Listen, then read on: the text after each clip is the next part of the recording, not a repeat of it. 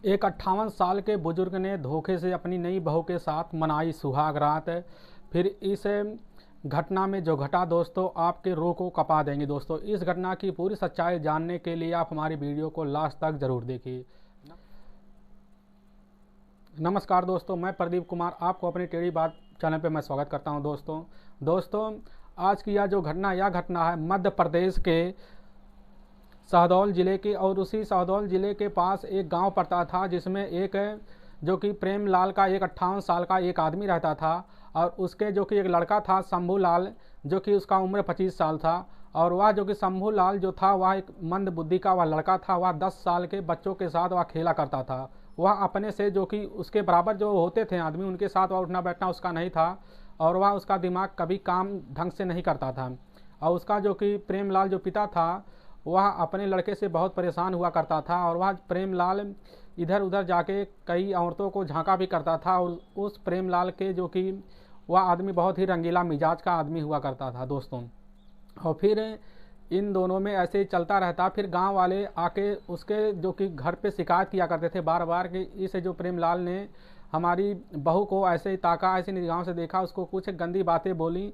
तो इसी बात के लिए रोज़ झगड़ा हुआ करता था। तो प्रेमलाल इस बात को सुन के वह कुछ सोच भी नहीं पाता था। फिर वह एक दिन प्लान बनाने के लिए वह जो कि सोचता कि क्यों ना अपने जो कि हम लड़के जो कि शंभू लाल का शादी करना क्यों दे, तो जिससे हमारा भी सोल्व कुछ हो जाए तो हमारा हेल्प होगा, घर में रहेगी बहू तो अच्छे से खासे चलता रहेगा।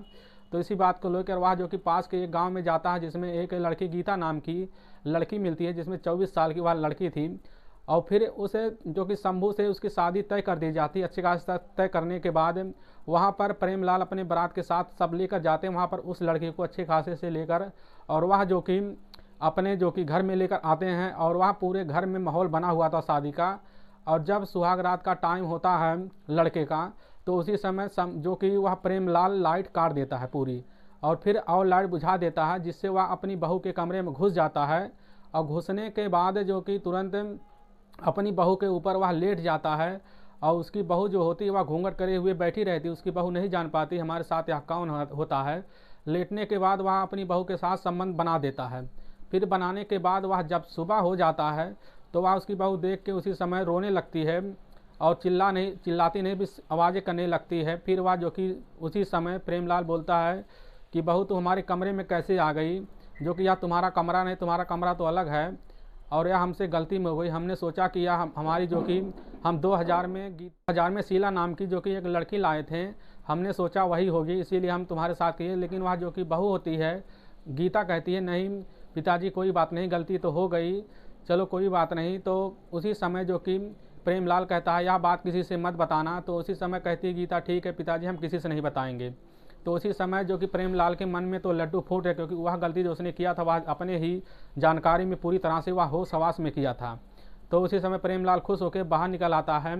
और फिर उनमें जो कि वह जो लड़का होता है शंभू लाल, वह रोज़ जाके अपनी पत्नी के पास सो जाता है, क्योंकि वह मन बुद्धि का होता है, वह कुछ नहीं जानकारी होता उसको कि इसमें होता क्या है रात में।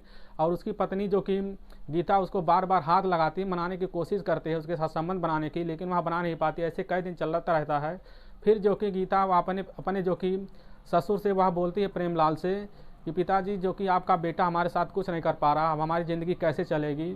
तो वह जो कि फिर वह बात करके अपने पिता से जो कि उसी समय गीता वह चली जाती है। कुछ दिन ऐसा चलने के बाद वह जो कि उसके पिता जो प्रेमलाल होते हैं गीता के पास आते हैं, क्या बेटी तुम्हारे साथ कुछ किया। तो वह कहती है नहीं हमारे साथ कुछ नहीं कर पाई अभी तक।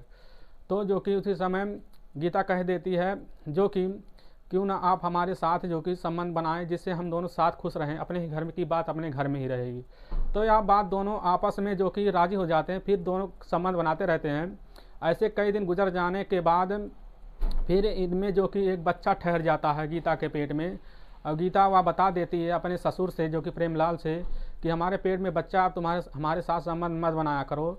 तो इसी बात को लेकर जो कि प्रेमलाल वहाँ से तुरंत चला जाता है। वह सोच में पड़ जाता है। सोचने के बाद वह कुछ प्लान और बनाता है, क्यों ना हम जो कि वह जो एक लड़की लाते हैं 2000 रुपये में लेकर, जो वह कि वह उसी लड़की को लेकर वह एक लड़की को लेकर आते हैं, और वह अपने बगल वाले कमरे में लेकर उसके साथ संबंध बना रहा होता है।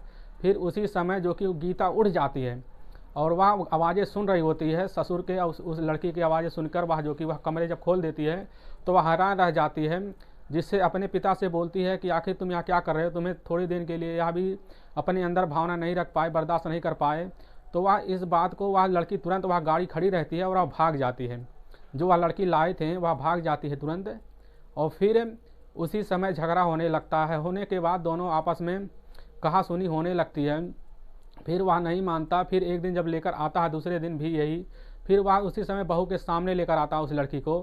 फिर वह जब बहू उसको बोलने लगती है तो आपस में जब झगड़ा हो रहा है तो उस समय वह लड़की फिर भाग जाती है। फिर दोनों यह बात सुनते सुनते जो कि आपस में झगड़ा करने तेज हो जाता है इनमें। फिर वहाँ से जो कि प्रेमलाल वहाँ से एक जो कि ईंट उठा के वह बहू के सर पे मार देता है, जिससे बहू गिर जाती है। और फिर उसी समय वह जो कि पत्थर लग जाने की वजह से बहू उस समय मृत हो जाती है। वह उठा के जो कि बहू को अपने कंधे पे लाद कर वह पास के एक नाले के पास फेंक देता है गीता को। और फिर जब सुबह होता तो गांव वाले यह बात देखकर तुरंत पहचान जानते हैं कि जो यह लाश किसकी है। आप पता, जो कि वहाँ पर तुरंत पुलिस भी आ जाती है। आने के बाद पुलिस उनसे पूछने लगती है कि यह लाश किसकी है, तो गांव वाले बता देते हैं कि यह लाश प्रेमलाल की बहू की है।